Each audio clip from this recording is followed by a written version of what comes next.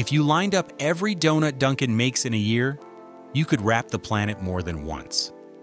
That's not just breakfast, it's basically a sugary force field around Earth. But the real question is, how do these treats we love, donuts, sprinkles, and ice cream, actually get made?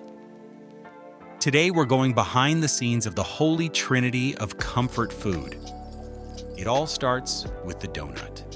Back in 1948, a guy named William Rosenberg opened a tiny shop in Quincy, Massachusetts. He wasn't out to build a global empire. He just wanted to sell coffee and snacks to workers who were grabbing lunch from factory cafeterias or greasy spoons. The shop was called Open Kettle, which sounds like a tea house in your grandma's neighborhood, not the birthplace of a donut revolution. 2 years later, Rosenberg wised up and rebranded to Dunkin' Donuts. Way better. Coffee and donuts dunked together, it worked. And just like that, America's morning routine changed forever. What set Dunkin' apart wasn't just the taste, it was the spectacle. Rosenberg wasn't content with the usual plain, powdered, and maybe jelly, if you were lucky. He believed variety was the hook. So instead of 3 lonely flavors, he lined his display case with dozens. Walking into one of his shops was like walking into a sugary art gallery. Rows of glazed rings catching the light, powdered ones dusted like fresh snow, jelly-filled glowing like little gems, and frosted donuts in every shade you could imagine. The psychology was brilliant. Put that much temptation in front of people, and suddenly, I'll just grab a coffee, turns into I'll take half a dozen, thanks. Pretty soon, that pink Dunkin' box wasn't just a box of donuts. It became an unofficial peace treaty for offices everywhere. The universal way to say, sorry I'm late, or let's survive Monday together. Now, when you're producing a couple billion donuts a year, you don't just have bakers in the back with rolling pins. It's a factory orchestra. It starts with massive computer-controlled mixers, churning up hundreds of pounds of dough at a time. The recipe looks simple on paper: flour, yeast, sugar, eggs, milk. But scaling that up is where the science kicks in. Too much water and the dough turns into sticky glue. Too little and you've got bricks. Even the temperature of the dough matters. If it's too warm, the yeast throws a tantrum and dies. If it's too cold, it just sits there sulking. So Dunkin' measures everything to the decimal because they need that same fluffy bite in every store, every city, every day. After mixing, the dough takes a nap in proofing chambers, warm, humid boxes where the yeast comes alive and fills the dough with air.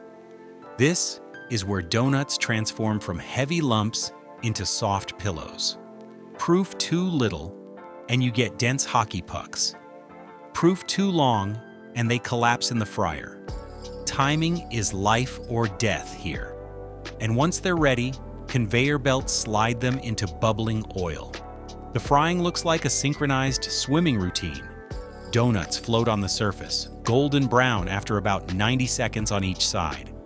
The oil is set to around 365 degrees, which sounds random but is basically donut law.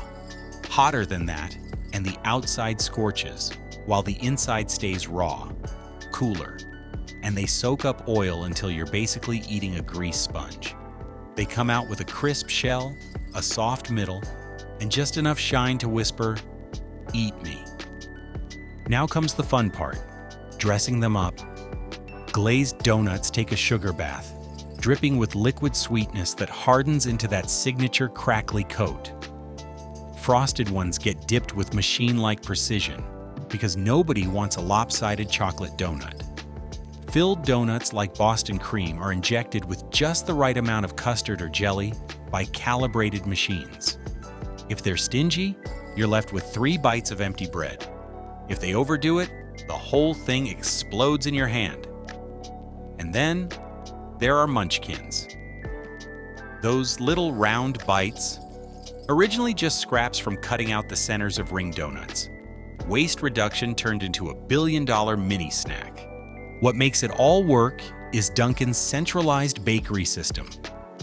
Donuts aren't usually fried in your local store anymore. They're baked at big hubs, inspected for quality, then shipped out multiple times a day. That's why you can wander in at 3 in the afternoon and still get a fresh one. And in case you're wondering how far their loyalty goes, Dunkin once opened a store at the actual South Pole. Thousands of miles from civilization, scientists were sipping coffee and eating glazed donuts while surrounded by glaciers. If that doesn't scream brand dedication, nothing does. And what's a donut without sprinkles? Those tiny rainbow rods are the unsung heroes of desserts. They seem simple, right? Just sugar decorations. But making them is its own kind of factory magic. Sprinkles start with a sticky paste made of sugar, fat, starch, and food coloring. That paste gets squeezed through machines into long, spaghetti-like strands of pure sugar. Conveyor belts run the strands under high-speed blades that chop them into tiny pieces. The sprinkles we know. But they're too soft at that point, so they spend hours in drying ovens, where warm air blows over them until they're hard enough to handle frosting, ice cream, or a kid shaking half a container onto a single cupcake. Drying takes up to 8 hours. Factories rotate the sprinkles constantly to keep them from sticking. Once they're dry, they tumble in polishing machines, getting shiny coats like candy cars fresh out of a wax job. Some sprinkles even get dusted with edible glitter or pearl powder. The ones on your donut might have had more spa treatments than you. Culturally, sprinkles are everywhere. In the UK, they're called hundreds and thousands. In parts of the US, they're jimmies. In the Netherlands, people eat chocolate sprinkles, hagelslag, on toast for breakfast.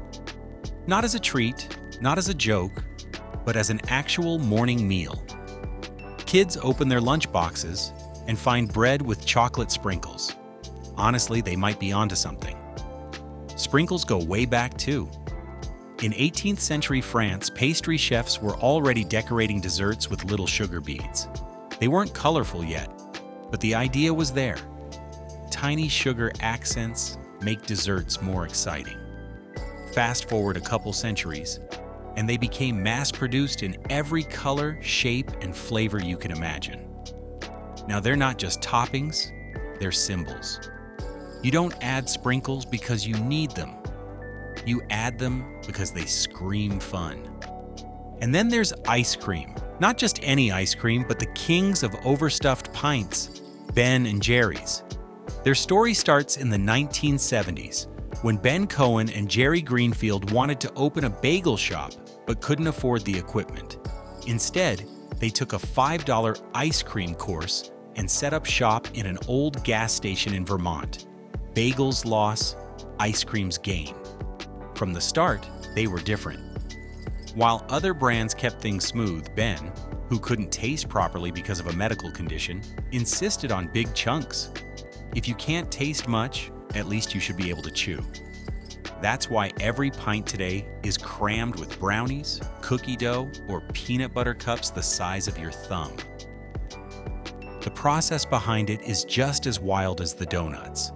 It begins with fresh milk from Vermont farms, hauled in by massive trucks and pumped into 6,000-gallon stainless steel silos.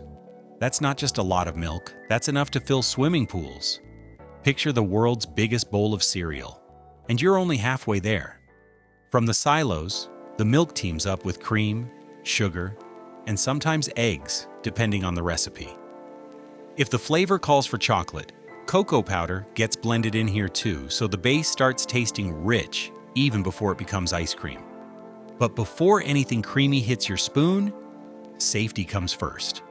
The mixture goes through pasteurization, a quick heat blast that wipes out any harmful bacteria. It's like giving the base a hot shower, then instantly cooling it back down so it stays silky and smooth. After that, the mix chills out, literally, in holding tanks for several hours. This resting period isn't just downtime. It's when all the ingredients mellow out and blend together, deepening the flavor and creating a consistent base for the magic that comes next. That's where the freezing barrels come in. These machines are like the ice cream world's rock stars. They churn the liquid mix at high speed while rapidly dropping the temperature, transforming it into something with the texture of soft serve.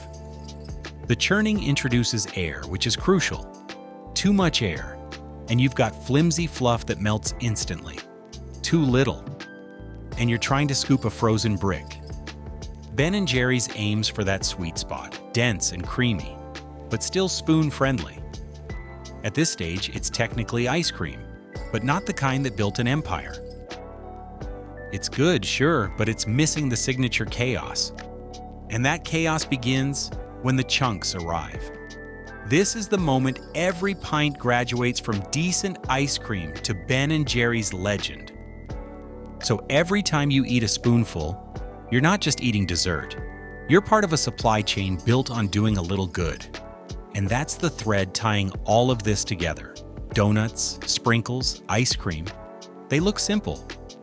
But behind every bite is a whole world of science, logistics, and even culture. A donut isn't just fried dough. It's a carefully timed dance of yeast and oil. Sprinkles aren't just sugar confetti.